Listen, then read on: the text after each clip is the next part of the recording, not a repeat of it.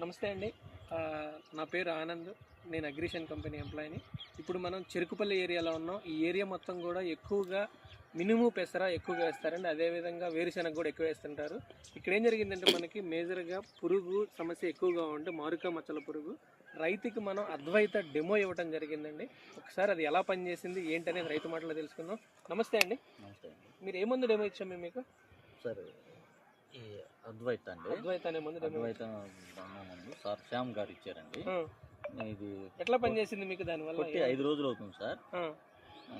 Greenish కానీ పైన ముడత కానీ సన్న పురుగు కానీ మొక్క ఎదుగుదల కానీ బాగుంది, దోమ కానీ మంచిగా ఉందండి. ఈ 5 రోజులకే ఇంక డిఫరెంట్ కనపడింది.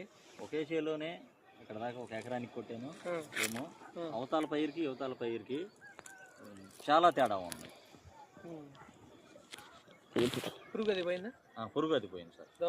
దోమ కూడా లేదు. ఓకే, ఒకసారి చూడండి ఫీల్డ్ అనేది ఎలా ఉందనేది. వాడిన చేనికి వాడని చేనికి చూడొచ్చండి.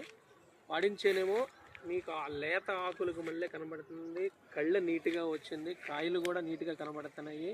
అదేవిధంగా వాడని దాంట్లో ఆకులన్నీ కూడా కొంచెం ముడతగా అనిపిస్తున్నాయి. వాడిన దాంట్లో మాత్రం తమలపాకులకు మళ్ళీ ఆకులు నీట్గా చాలా పలచగా వచ్చినాయండి.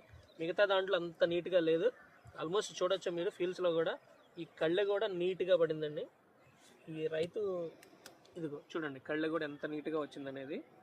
4-5 కాయల వరకు కూడా మనకి నీట్గా వచ్చే అవకాశం కనబడుతుంది. ఆకు కూడా చాలా పలసగా ఉన్నది. ఇది కేవలం ఈ అద్వైత మందు మాత్రమే పనిచేస్తుందండి. ఇది తెల్లదోమ, పచ్చదోమ, పేనుబంక, నల్లి, తామర పురుగుకి పనిచేస్తుంది. అదేవిధంగా మారుక మచ్చల పురుగు అంటే మీకు పురుగు అంటారు కదా, కాయదొలిచే పురుగు, దానికి సంబంధించి కూడా ఈ అద్వైత మందు అనేది పనిచేస్తుంది. ఎకరానికి 1/2 లీటర్ చొప్పున వాడుకోవాలి. ఇది మీకు ఈ చుట్టుపక్కల ఏరియాల్లో ప్రతి ఒక్క షాపులో అవైలబిలిటీ ఉన్నాయండి.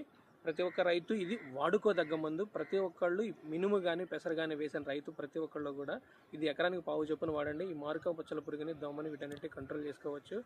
Thank you sir. Thank you. ధన్యవాదాలు.